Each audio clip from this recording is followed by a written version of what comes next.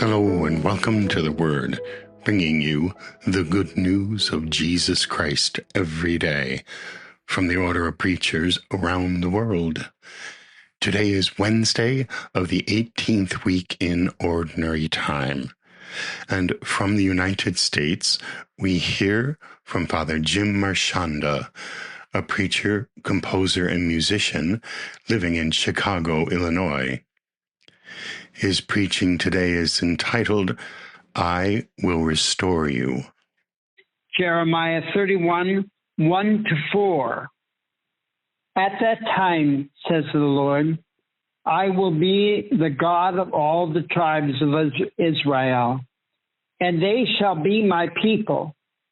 Thus says the Lord, the people that have escaped the sword have found favor in the deserts.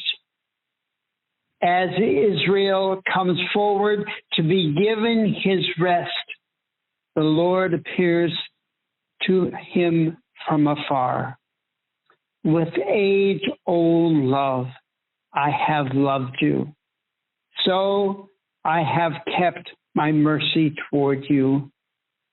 Again, I will restore you, and you shall be rebuilt. The first reading ends here.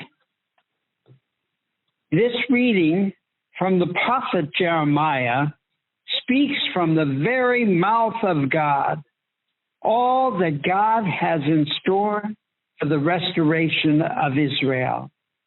It's absolutely beautiful to hear, especially these striking lines, with age-old love, I have loved you, so I have kept my mercy toward you. And then I will restore you, and you will be rebuilt. Wow. These lines are so affirming and life-giving and radically forgiving. They, of course, represent the great prophecy of Jeremiah about the healing restoration that can be expected by Israel, even after their sins and offenses, even after their abandonment of God. It is a profound prophecy. Further, it is not only a sign of what God intends to do to the remnant of Israel, it is a sign of what God intends to do for the whole world. I keep thinking of chapter 2 of the prophet Isaiah in its description of all the nations streaming toward the holy mountain of God to learn instruction, the place of holy destination where the nations will all learn of God.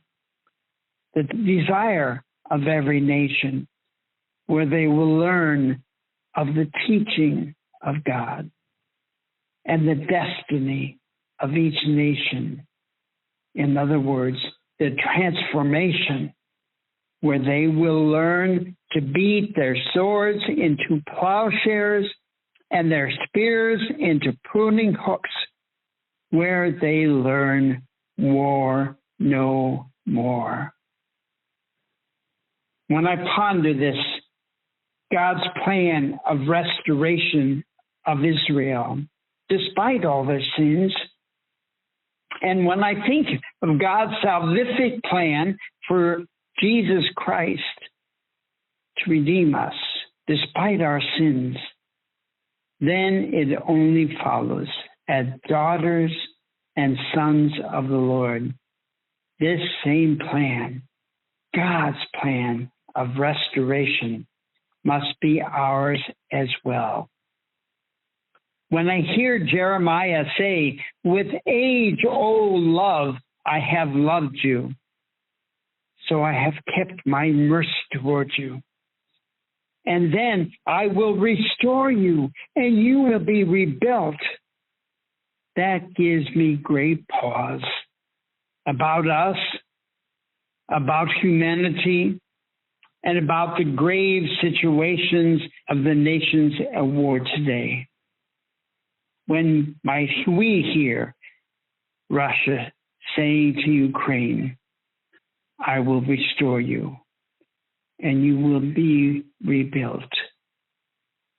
When might we hear Israel say to the people of Gaza and Lebanon, I will restore you, and you will be rebuilt? When might we hear Hamas and Hezbollah saying to Israel, I will restore you, and you will be rebuilt? When might we hear the United States saying to the people of Iran, I will restore you, and you will be rebuilt? As unrealistic any of that may be, as idealistic as that may sound, as apolitical and naive and out of touch as that may appear, what are our alternatives?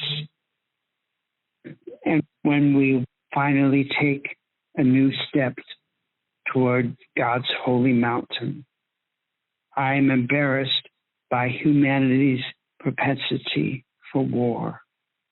When will we learn?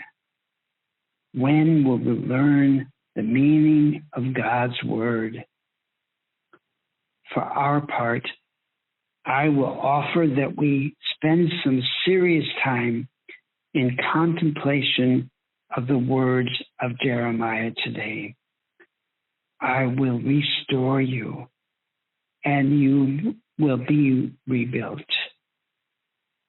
And then do whatever we can to make a difference. God be with us.